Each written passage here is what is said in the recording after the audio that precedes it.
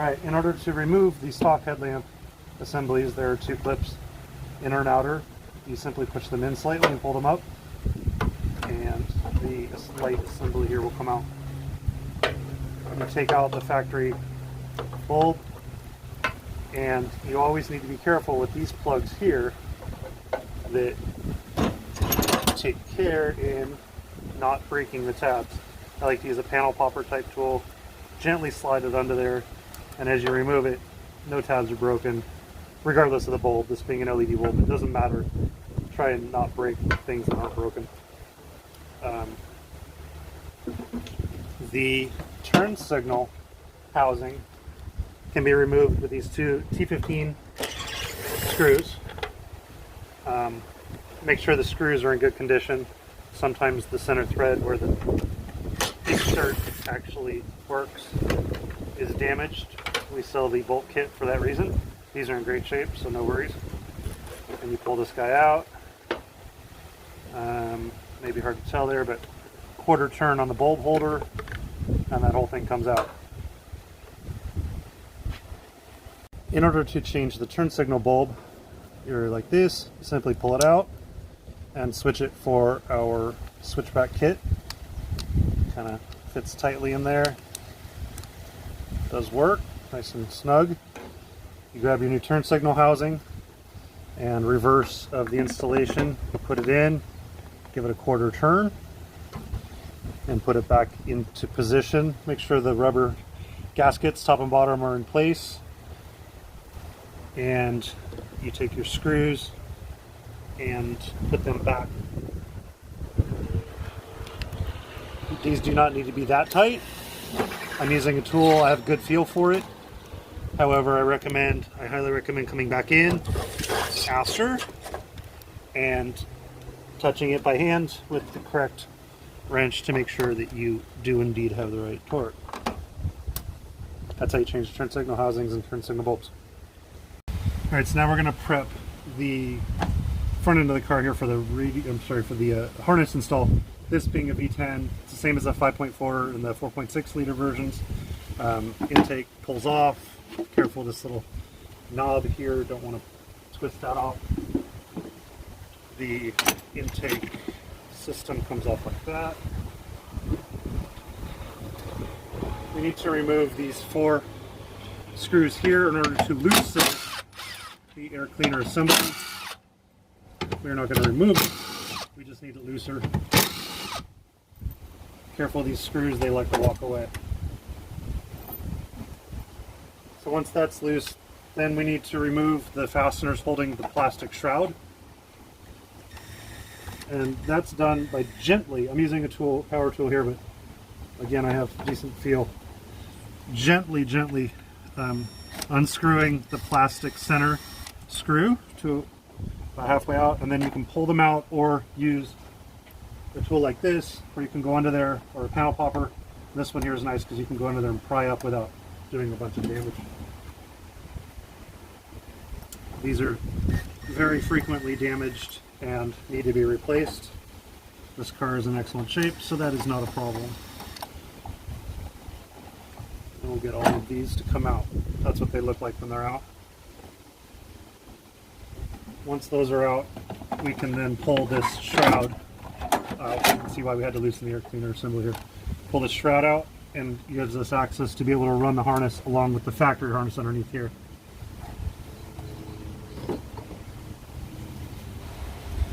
We also need to loosen a couple of pieces over here in order to run the harness effectively. So we're going to loosen the power steering reservoir. In this case, I'm going to leave this screw just slightly loose. We're going to take it out, but need to be careful. Underneath that is the power distribution from the alternator to the fuse block, and you don't want to touch that if the cover is broken, which these frequently are. The radiator support can be loosened. This probably doesn't need to be removed, but on this van we're going to put the ballast mounting brackets on, and they use an existing bolt here, that does need to come out as well. So we'll just take that out. Again, a lot of these bolts I'm going to leave partially in only because we don't want to lose it.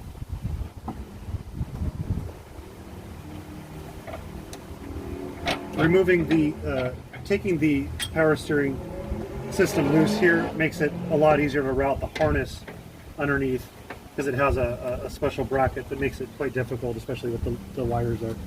I'm sorry, the hoses.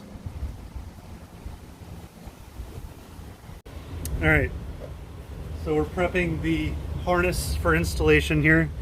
This being a V10 van, this one will have the power taken off from the side of the distribution block here. This is the same for all gas vans and the 7.3. The 6-liter will go from the the passenger side there. You can see why we loosened the power steering reservoir here. The line, there's a long line on the harness. It goes to the opposite side of the car. It's much easier to route that in front over here. We want to mount, on this car, we're going to mount the relay for the harness and the ground for this side's light to the same factory ground here in the corner. Keep in mind that on a 7.3 van, this factory ground right here will not make the car run if it's loose or incorrect. So that's a important one to get right. So we'll take this ground out and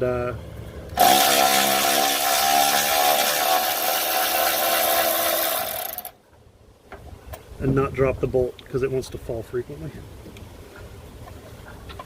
So we're going to piggyback all this stuff over the factory lines, put everything together, and the mounting tab on the relay box here will bend.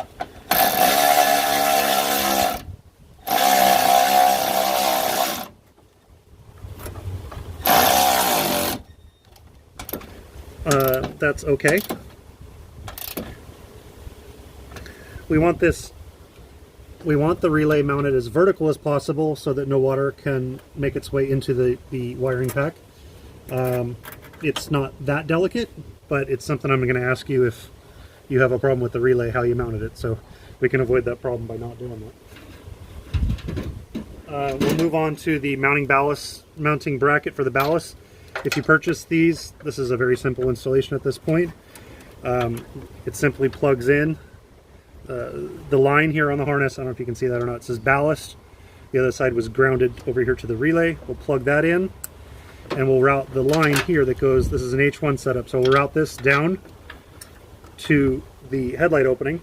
That's going to be your main headlight connection. And in this case, you want to make sure that it's not constrained by any other wires. The ballast mounts forward into the pocket.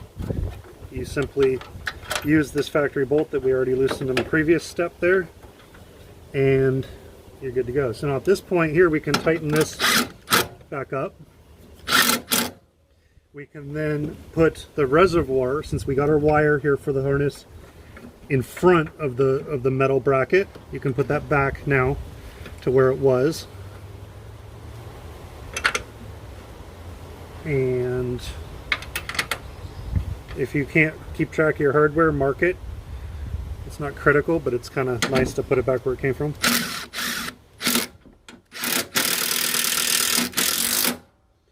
Those bolts are typically triangles, so they don't fall out on purpose. So now you can see with the mounting, with the ballast bracket in there mounted and the relay mounted, it's all happy. The power line, the single power line here, this is battery, will route around the fuse block here, and we'll connect down to the side of the fuse block. We'll get there in a minute. Now we're going to make our single battery connection here for the harness. It's going to go to the distribution on the side of the block here. This can be accessed by lifting up the front of the cover. It'll twist slightly. You can also do this while the power steering reservoir was out. It does get easier. In this case, we're showing it the hard way. You can pick either of the two studs here. They both do the exact same thing. For the interest of making it easy, also make sure that you don't touch any metal with your extension here. We're going to loosen this one.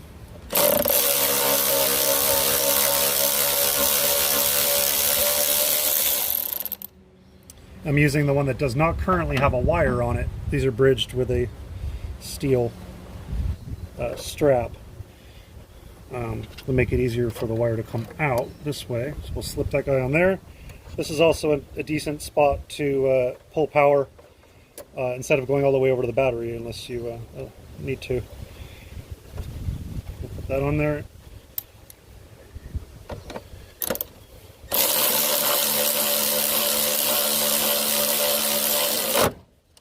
Tighten up. Bend that down very slightly. And we can put our cover back on.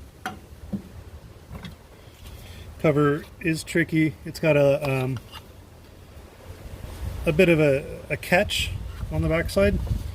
These oftentimes are not in place correctly done. So you snap it on and you try and keep pressure on the clip side there as you bend it around the corner, and then you can snap it down. Up here in front.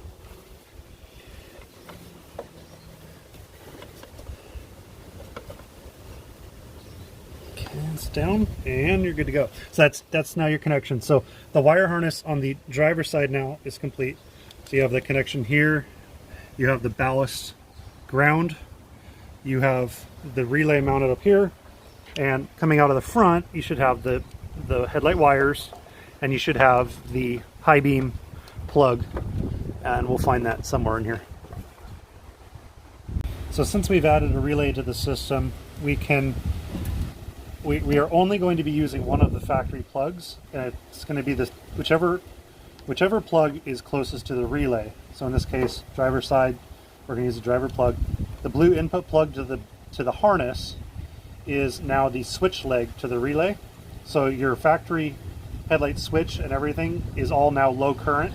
All the high current activities are handled by the relay and the battery connection we made. So we're going to connect those two together. We're going to make sure that none of these pins pushed out. I try my very best to make sure that's not a thing for you guys, but it happens. We also, in this case, the clips are in good shape, but good practice is to still run a zip tie around the center, captured by the wires. If you go off-road, I recommend this. It's just one less thing that will fail. Clip off the lead there and you're done. So now that can get stuffed in there. We don't ever want to touch that again. And you have then the headlight connection, the headlight bulb connection, and the high beam connection to the headlight assembly.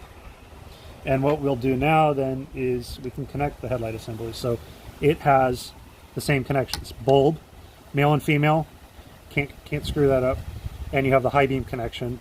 And these are polarity sensitive, but the clips all work with each other. So for high beam, they simply click together. You know, give it a wiggle. Nothing gets forced. Same with the headlight plugs. Connect those two together. That's for the bulb. And we can push these wires in here. If you have a sealed beam conversion van that you're doing, you can remove all of the white clips and all of the metal hardware that was mounted here. You'll add the slides, the two slides. So the long one goes on the outboard side, short one goes on the inboard side. They'll slip into the core support, or the header panel, sorry. This plastic header panel, they'll slip in from the back. Once they're in, you can simply push all of the alignment tabs for the headlight here into position. This can be tricky, but it's not impossible. Once they're in position, you're holding the light nice and steady, you can push the light into place. Sometimes it helps to do it with this, just do the outside one first. And these are tricky. We may need to employ a different method on this particular van. But that's how it goes. Alright, so on this particular van, we were having issues in the last clip getting the outboard clip here to go down. That's not uncommon because it's piercing around two plastic clips. Getting those to align is always tricky. However, there's a cool method here that we can use. I like to use a set of, these are bent, it's not critical, needle nose pliers, but the point is to stabilize the clip and gently tap it down until it engages. And it's, like I said, like you saw there, it's not bad at all.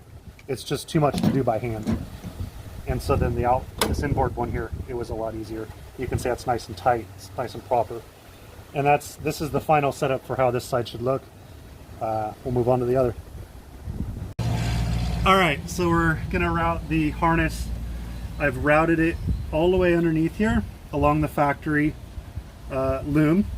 We'll zip tie it to the factory loom in a few spots, at least enough to keep it steady and from falling into the condenser or intercooler, whatever it is you've got on your vehicle. And we'll always use flush cut zip ties so that you don't donate blood to the cause later on.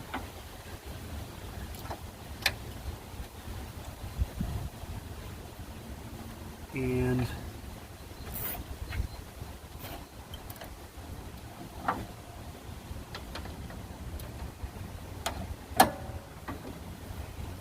do a few of these. Don't need to go crazy. Harness is not going anywhere.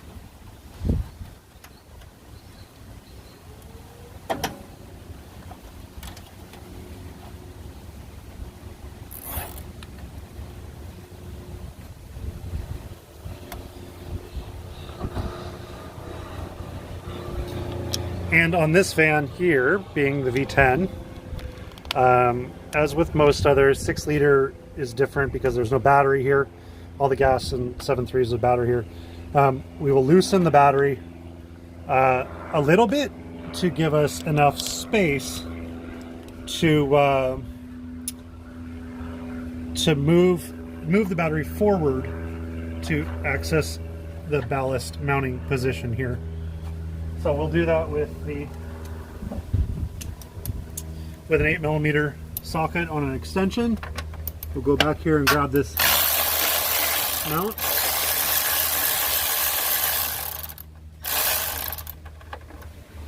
And we don't need to take it out, but we want to loosen it enough so that we can do that. Now you always want to make sure anytime you do anything with the battery, we don't need to disconnect it. But in this case, if you don't feel comfortable with 12 volts, please do. Disconnect the negative only, please. But make sure that when you move the battery, you are not contacting the AC lines here at all. Makes for a fun surprise if you do. So if there's not enough motion in the battery, we can take it out, take the mount out. I think I'll go ahead and do that here for the sake of making things easy. A little bit tight in there. And this mount should come out as one piece. This one appears to be two, however, it's not a big deal. You can just leave that in a safe spot that won't be a problem. Now you can move the battery forward effortlessly, making sure everything's clear. Now you have enough room to get your ballast in there. So we'll go ahead and do that. So what we'll do here is we will plug in the ballast clip. Make sure there's no drama, that plugs in nice and smooth. On this van, we're going to ground the wire over on this side to the factory starter solenoid, and then we're going to need to route both the high beam plug and the headlight wires down to the opening, which some vans are easier, some are not. This one was a piece of cake, at least for the headlight wires there. I'm sorry, the bulb lines. High beam plug might be slightly more challenging. However, we have lots and lots of patience for this job, as I highly recommend, and it works just fine. So now that one's out. So we can sneak this ballast in here, and once it's into this position, there's no drama. Use your factory bolt, put it back into position,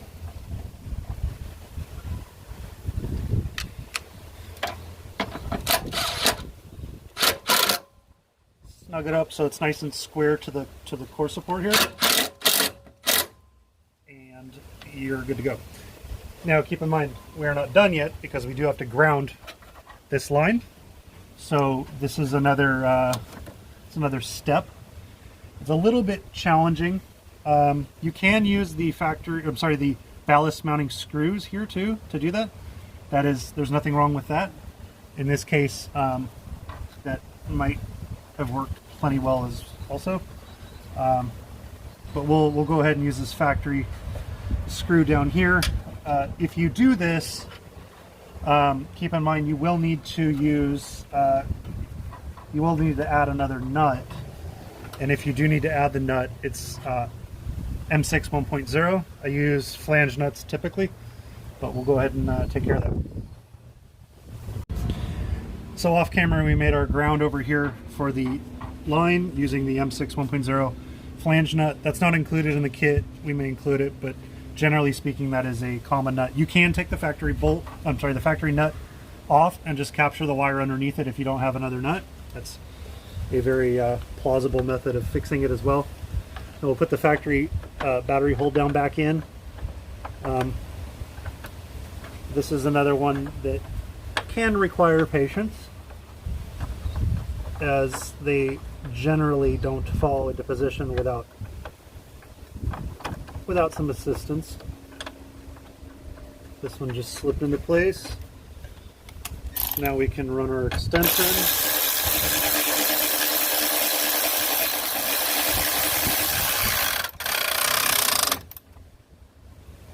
You don't need to go to town. It's also an M6 bolt, about 1/4 inch, so you don't need to put a ton of torque on it. Always check the battery, make sure it is actually in place, and you're good to go there. So the harness is now done. We'll obviously need to put all of the plastic shrouds and everything back on within a minute. But you can see down here, same thing. We have the high beam plug, and we have the headlight bulb connection plug. We do also have this factory plug from the original headlight. In this case, it does have one broken clip. This is inconsequential though, as we will not be using this one at all. Stuff it back in there, and it can live a happy life doing nothing from now on. So we'll connect this headlight the exact same way as the other side, and pretty much done. All right, so we verified everything works. Highly recommend you check the headlights, make sure everything is working exactly as proper before you put anything back together. But in this case, we verified that it works. I do recommend that if you're that you check the headlight operation with the vehicle running. There is a difference in voltage, and a lot of vehicles don't have an overly healthy charging system, and it can be tricky.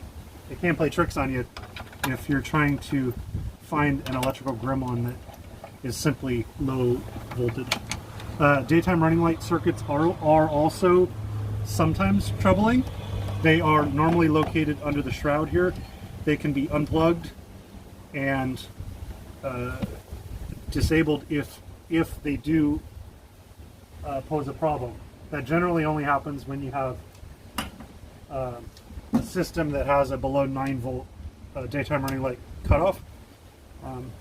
And most of these work just fine with the daytime running lights.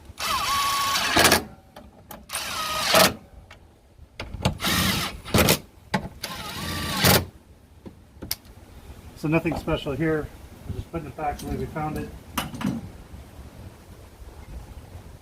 So these things here, leave them out, leave them unscrewed, put them in the hole, and then you can screw them in, but you generally do more damage trying to screw them because you want to preserve the Phillips head as much as you can, and this will allow you to in the future take them out,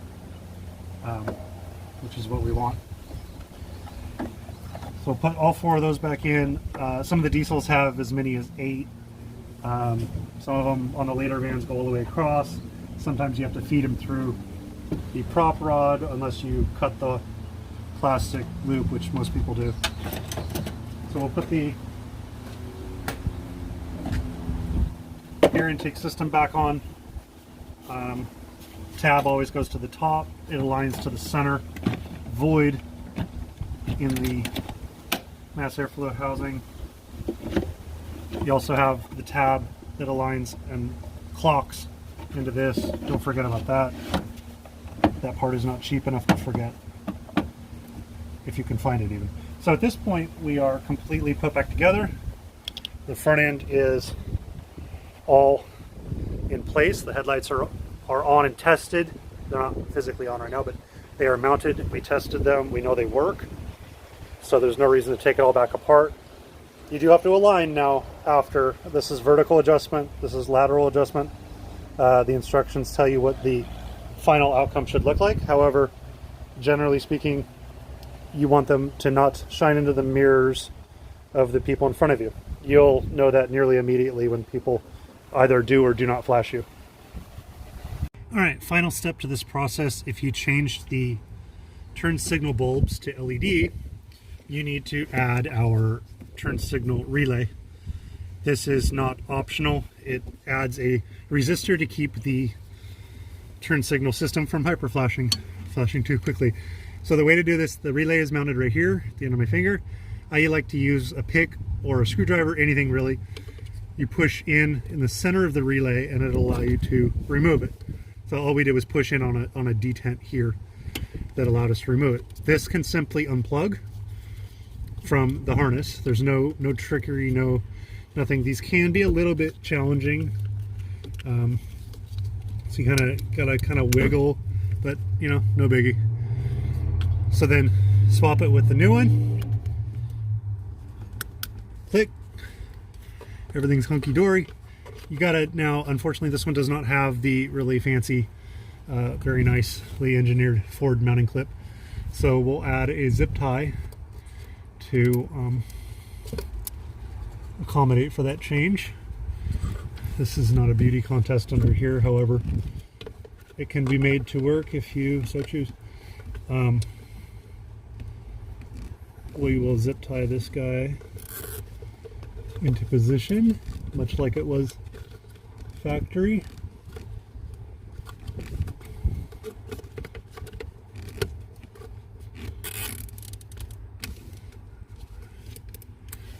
We will clip off the